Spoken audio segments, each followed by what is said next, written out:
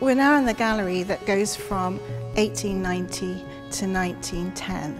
This was a period that continued the exploration of realism of the 19th century and also the literary and mythical themes of the 19th century, but adapted to new 20th century anxieties and aspirations.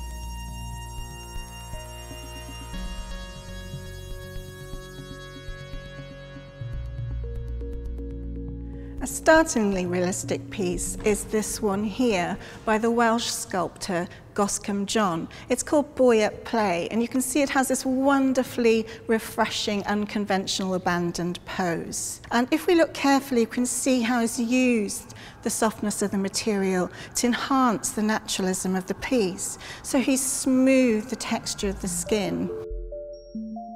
One of the things you might notice is the way the tendons stand out in the foot as it's flexed to kick the knuckle bone, and the look of intense concentration on his face.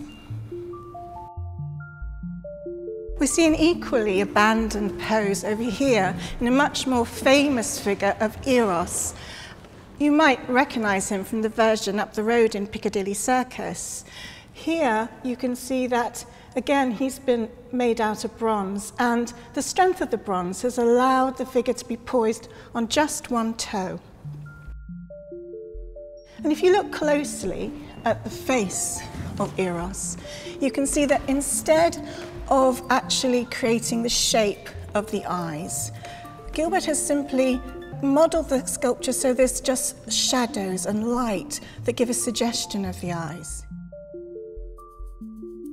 If we go over to the Yves, we have a very different atmosphere. You can see she's a very self-contained piece by comparison. Her arms are folded into her body. She has a very balanced pose. You can see that Brock has, again, smoothed the surface to get this beautiful skin-like texture. And it almost looks like a classical sculpture. You'll notice that the face uses the same technique as Gilbert, that again he's created the sense of her eyes through light and shadow. And this is to give the sense of deep thought. It's a very unusual way of depicting Eve, because normally she's thought of as somebody to do with temptation or the remorse after she's tempted Adam. And Adam is thought of as the much more thoughtful character. But here you can see she's contemplating the idea of temptation, the idea of the fall.